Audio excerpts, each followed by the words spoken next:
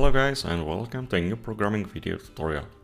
I'm Gabriel and today I'm focusing on a specific SwiftUI topic that becomes quite often necessary.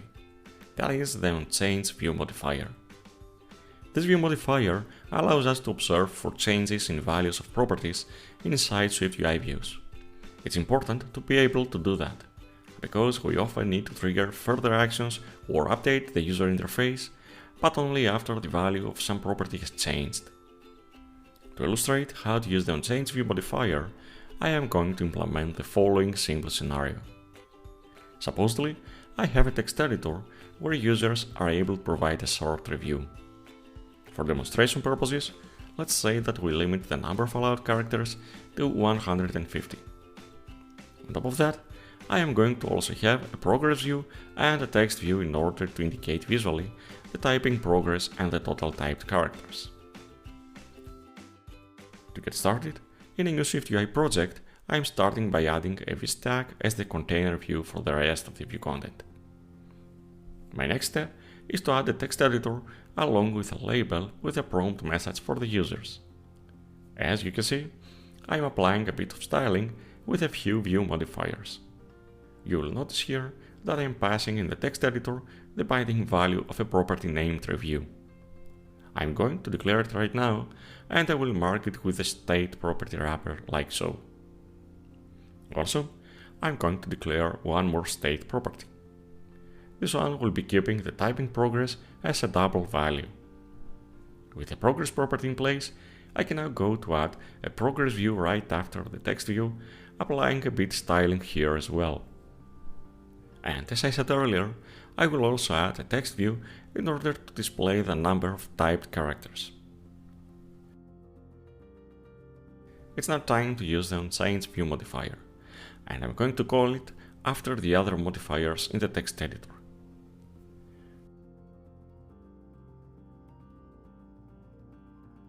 The first argument I'm going to provide it with is the property that I want to be watching for changes. There is a requirement here. The type of the property must be conforming to the equatable protocol. The review property is a string value and it conforms to equatable, so I can freely continue. The second argument is a closure. The closure's argument calls automatically new value, and it's the new value that the property we observe has just acquired. Inside the body, we implement whatever is necessary to be done once the observed value has changed. In this particular example, the first thing to do is to set the typing progress value. Besides that, I will check if the length of the typed text exceeds the 150 characters limit.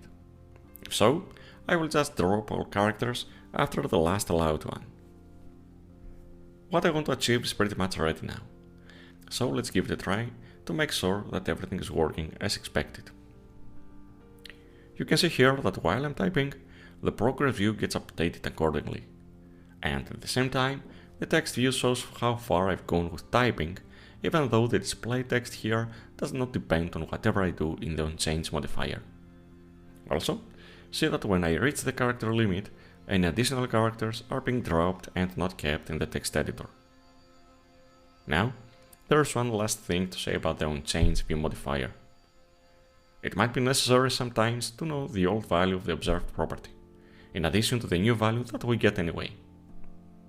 Fetching that old value is easy, as the onChange modifier's closure captures it. We can access it like so. Note that it's mandatory the name of the capture list to match the property's name. However, by doing so, it becomes necessary to prefix any instance of the review property with the self keyword.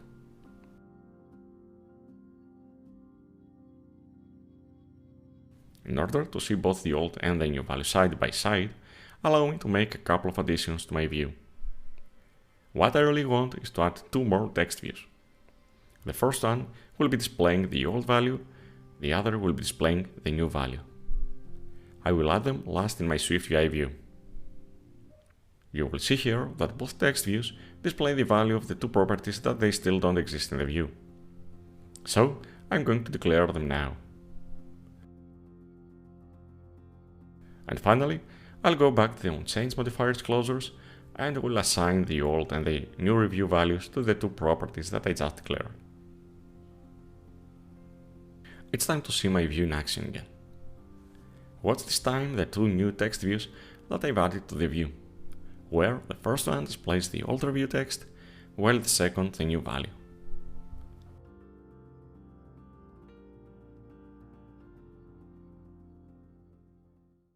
So that's the onChange view modifier in SwiftUI. Keep in mind that it's available since iOS 14 and above, and it's there for you to use whenever you need to trigger additional actions when a specific property's value gets changed. If you like this video, then don't forget to subscribe to my channel and be notified whenever I publish a new one. Also, I invite you to visit my website and subscribe to my newsletter as well, so you're always up to date with everything new I post there besides videos, such as text tutorials. You can find a text tutorial on the same topic both on my website and on Medium. For links, please check out the description. Thank you for watching, keep coding and stay safe.